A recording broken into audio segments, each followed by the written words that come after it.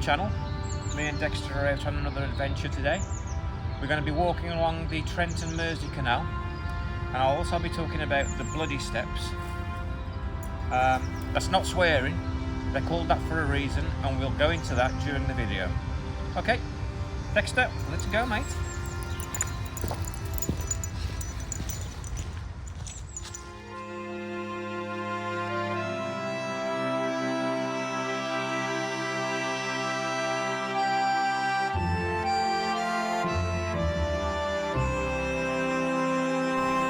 This week, I'm looking into the murder of Christina Collins on the Trent and Mersey Canal at Brindley Bank in Rugeley, Staffordshire in 1839. The Trent and Mersey Canal stretches from Preston Brook, Liverpool, down to London.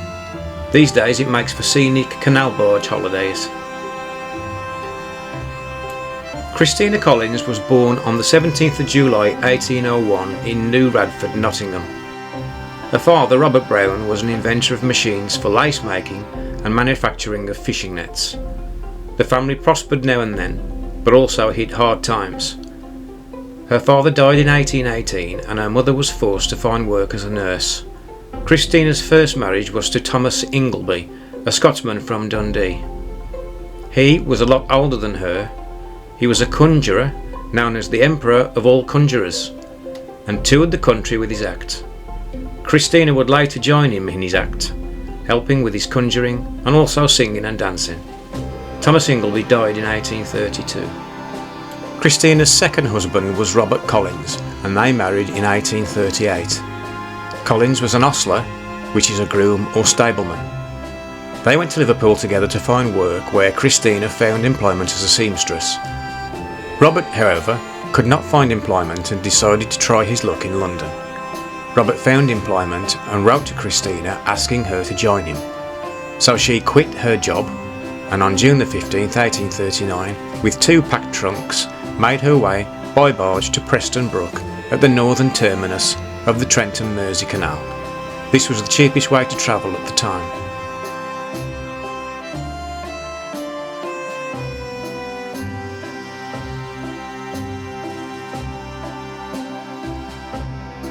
Once there, Christina boarded a Pickford and Company canal boat which was departing for Stoke-on-Trent, passing through Rugeley, Fradley, Coventry and then ending up in London. The captain of the barge was James Owen, aged 39, and other crew members were George Thomas, 27, William Ellis, 28 and William Musson, a teenager.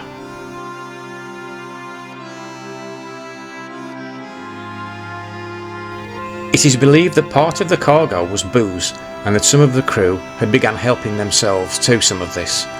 The drunken behaviour during the trip began to get rough towards Christina, and she reported this behaviour to a Pickford's porter by the name of William Brooks once they reached Stoke-on-Trent on June the 16th, 1839. Brooks heard Christina shouting, "Leave me alone! I'll have nothing to do with you." Brooks' wife boarded the boat for a few miles with no incident, but noticed that Christina looked pale and unwell.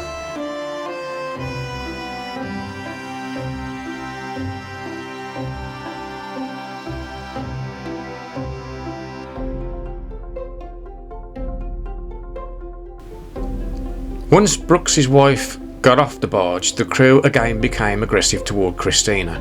She complained to various porters and clerks along the way about the crew's behaviour, but no one seemed to care. And she got off the boat several times and walked alongside the boat on the towpath as she felt unsafe. Several boats passed by and inquired with the crew why Christina was walking on the towpath. The captain, James Owen, would shout to the other boats the vulgar things he intended to do to Christina. The barge eventually reached Hoe Mill Locks at midnight, when the lockkeeper and his wife were welcomed by the sound of screaming. They looked out of the window and saw Christina sitting on top of the boat's cabin. She was shouting, "No, I won't go down."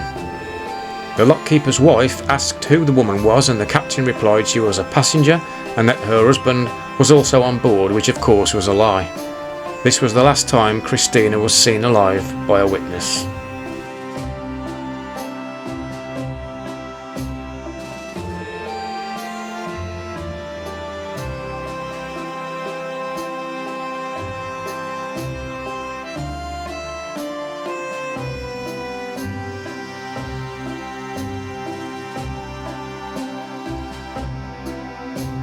Having passed through the locks, the barge then continued its way down towards Rugeley.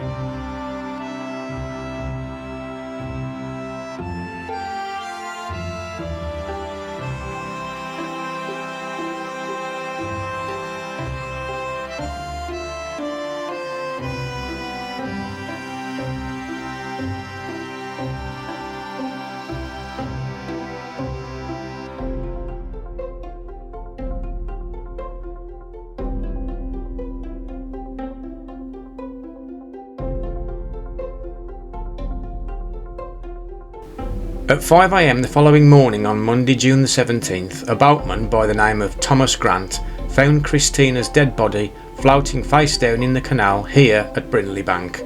She was wearing a gown but was missing her bonnet and shoes. Grant used his boat hook to drag her body over to the towpath. Her face was black. A passerby, John Johnson, helped Grant take the body out of the water, and together they took Christina's body up the steps at the side of the canal to the Talbot Inn in Rugeley. The three men and teenager were arrested further on down the canal at Faisley after a Pickford agent reported the matter to police. Following a coroner's inquest, the men were charged with rape and murder, although the charge of rape was dropped. The teenager, William Musson, was released before the trial without charge. After hearing the evidence, the three men were sentenced to death by hanging. However, Ellis had his sentence commuted to a life sentence and was transported to Australia. The two remaining men, Owen and Thomas, were hanged outside of Stafford Jail on the 11th of April 1840 in front of a crowd of thousands. They were then buried in the grounds of the jail. There was staining on the steps that Christina was carried up that looked like blood, hence the name the Bloody Steps. It is unlikely that this was Christina's blood. The original steps have long been replaced by the current steps at the location. This newspaper clipping from the time shows some detail of the execution.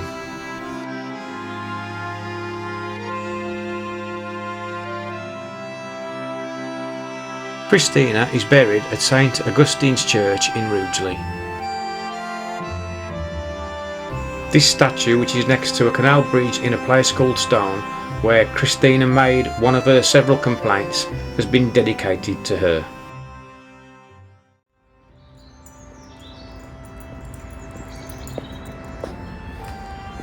Well, that's the story behind the Bloody Steps.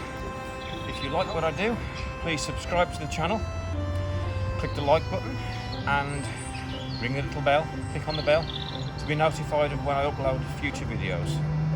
And I'll see you next time. Say ta-ra, Dexter.